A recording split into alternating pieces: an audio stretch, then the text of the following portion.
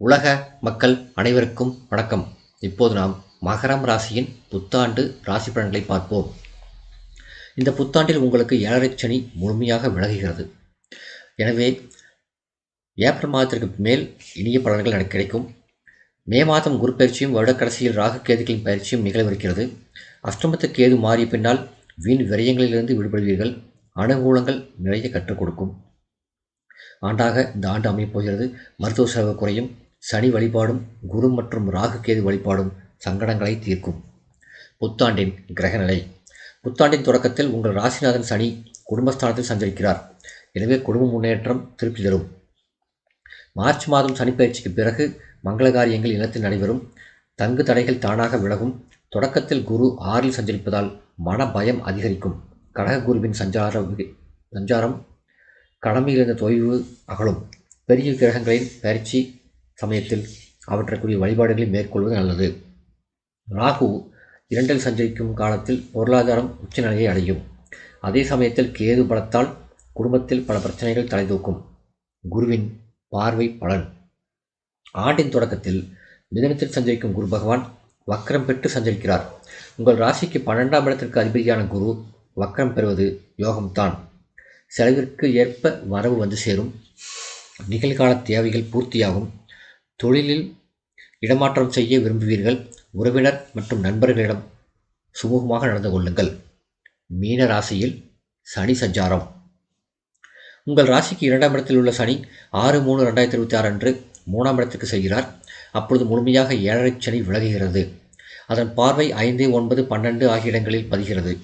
இதன் விளைவாக பூர்வ புண்ணிய ஸ்தானம் பலம் பெறுகிறது. எண்ணங்கள் எளிதில் நிறைவேறும். குடும்பத்தில் மகிழ்ச்சி கூடும். பாகப்பிரிவினை சுமூகமாக முடியும். தொழில் மற்றும் உத்தியோகத்தில் நல்ல மாற்றங்கள் வந்து சேரும். சனியின் பார்வை 9ஆம் இடத்தில் பதிவதால் பொன் பொருள் சேர்க்கை ஏற்படும். புதிய முயற்சிகளில் வெற்றி கிடைக்கும். பூர்வீக சொத்துகளில் இருந்த வில்லங்கங்கள் விலகும்.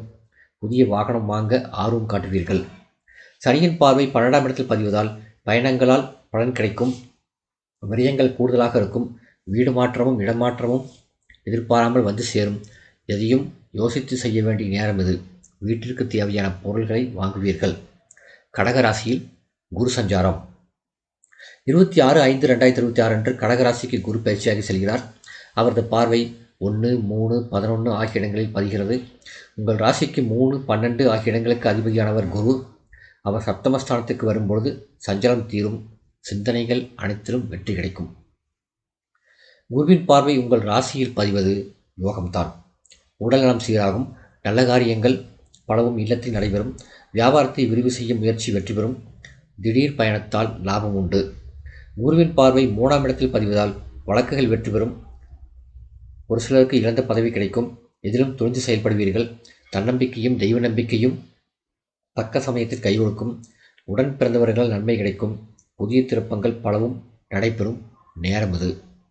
குருவின் பார்வை 11ஆம் இடத்தில் பதிவதால் லாபஸ்தானம் பலப்படுகிறது. எனவே பொருளாதாரத்தில் நிறைவு ஏற்படும். எதை எந்த நேரம் செய்ய வேண்டுமோ அதை சிறப்பாக செய்து முடித்து வெற்றி காண்பீர்கள். கொடுக்கல் வாங்கல்களில் இருந்த தடுமாற்றங்கள் அகலும். சிம்ம ராசியில் குரு சஞ்சாரம். 20/10/2026 அன்று குரு சிம்ம ராசிக்கு பயிற்சியாகி செல்கிறார். இந்த அதிசார பயிற்சி தொடர்ந்து ஆண்டு முழுவதும் இருக்கிறது. 22/10/2026 அன்று சிம்மத்தில் குரு வக்ரம் அடைகிறார். அவரது பார்வை 2, 4, 12 ஆகிய இடங்களில் பதிகிறது. குடும்ப முன்னேற்றம் கூடும். அஷ்டமத்து குருவின் ஆதிக்கம் என்பதால் உடல் நலனில் மிகுந்த கவனம் தேவை. பொருளாதாரத்தில் ஏற்றமும் இறக்கமும் கலந்த நிலையே இருக்கும். உறவினர்களிடம் விட்டு கொடுத்து செல்லுங்கள். ராகு கேது பயிற்சி. இந்த புத்தாண்டில் சர்ப்ப கிரகங்களான ராகு கேது பயிற்சி 13/11/2026 அன்று நடைபெற உள்ளது. உங்கள் ராசியிலேயே ராகுவும் சப்தமஸ்தானத்தில் கேதுவும் சஞ்சரிக்கப் போகிறார்கள். உங்கள் ராசிக்கு 2ஆம் இடத்தில் உள்ள ராகு இப்போது உங்கள் ராசிக்கே வருகிறார். எனவே அச்சுறுத்தும் நோய்கள் உடலை ஆட்கொள்ளலாம். ஒப்பற்ற வாழ்க்கை அமைய மாற்றங்கள் வரலாம். உழைப்பிற்கேற்ற ஊதியம் கிடைக்காது. ராகு உங்கள் ராசியில் சஞ்சரிக்கும் பொழுது வருமானம் திருப்திகரமாக இருந்தாலும் விரயங்கள் அதிகரிக்கும். சப்தமஸ்தானத்தில் கேது சஞ்சரிப்பதால் குடும்பத்தில் பிரச்சனை கூடும். கொள்கை பிடிப்போடு செயல்பட இயலாது. மன உறுதி குறையும். வெளிநாட்டில் இருப்பவர்கள் தாய்நாடு திரும்புவதில் தடை ஏற்படும். பல வழிகளில் பிரச்சனை வந்து அலைமோதும். பரிகாரம். இந்த ஆண்டு முழுவதும் உங்களுக்கு இனிய ஆண்டாக அமைய தேய்பிரை அஷ்டமி என்று பைரவர் வழிபாடு செய்வது நல்லது. இந்த வீடியோ உங்களுக்கு பிடிச்சிருந்தா லைக் பண்ணுங்கள், ஷேர் பண்ணுங்கள், சப்ஸ்கிரைப் பண்ணுங்கள். நன்றி.